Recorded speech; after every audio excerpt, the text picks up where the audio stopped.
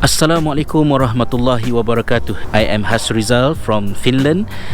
Today I would like to share and discuss with you about something that was very common during our childhood, but nowadays it's becoming more and more challenging and difficult to happen.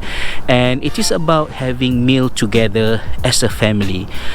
I read a study by OECD recently saying that students who have meals together with parents have less tendency to skip classes and schools and perform better in their learning and education. As for me, in my family, we tried our best to make our time and to commit ourselves to having meal together once per day. Although it is very challenging and difficult because I am busy with my study and work, as well as the children, they are also very busy.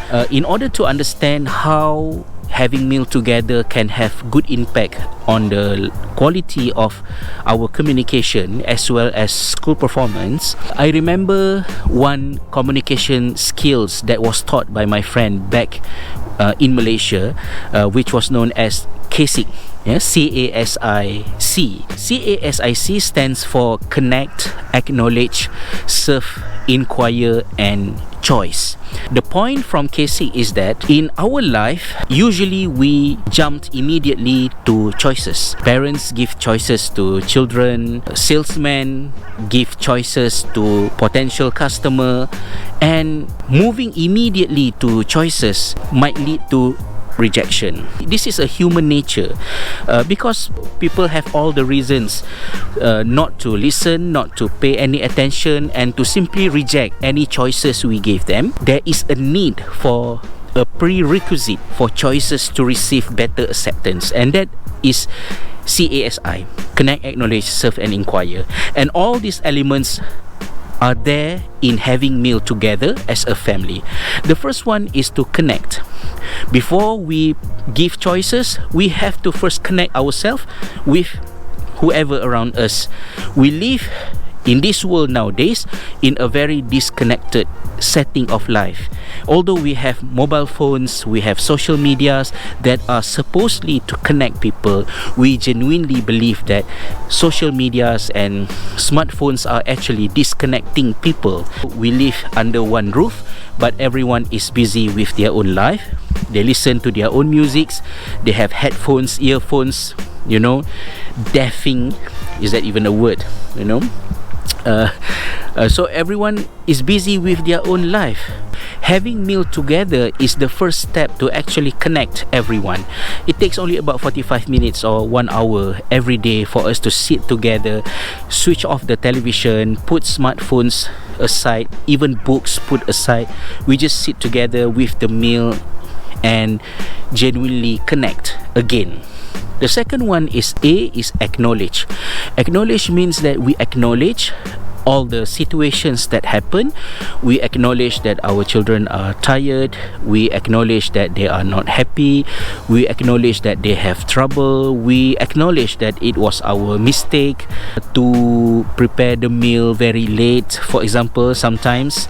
And of course, acknowledging all these situations does not take anything from your life. You just have to be more humble, and it doesn't make your children respect you less, but even it actually leads our children to respect us even more.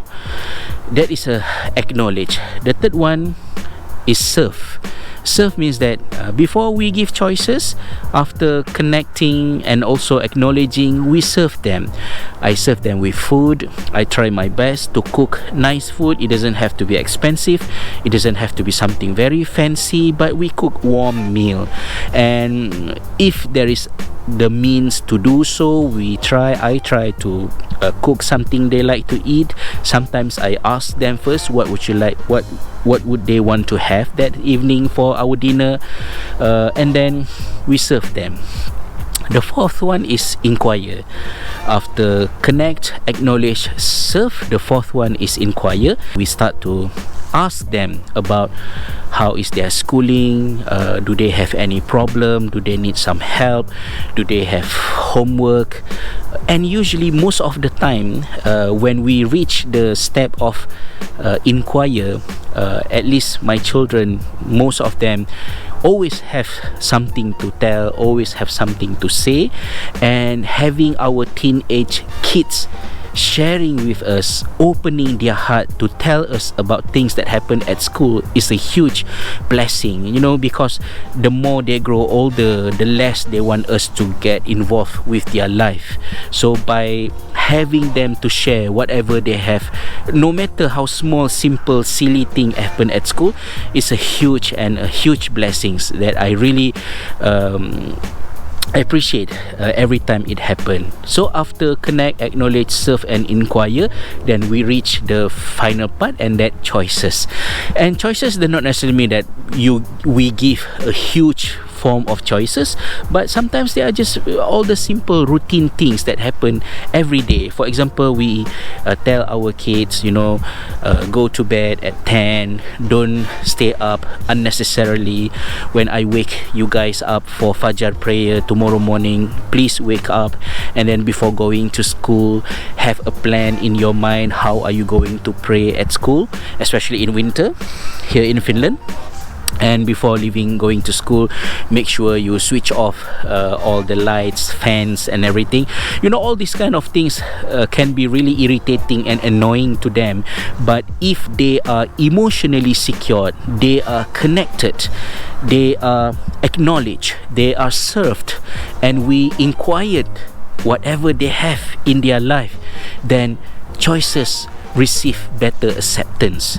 That is why having meal together is a very simple but impactful way of practicing C.A.S.I.C in communications. It is not a surprise for me while reading what OECD says in the study. I really hope that in our busy life, our busy life, our children's busy life, we all try to commit ourselves to have meal together as frequent as possible, once every day, or at least perhaps 3-4 times in a week, inshallah. So thank you so much for listening and watching my vlog. Don't forget to like, share your comment, subscribe, and also share this video with your friends. Hopefully whatever benefits you can get from it can be disseminated to more and more people out there. So see you in our next vlog. Assalamualaikum warahmatullahi wabarakatuh.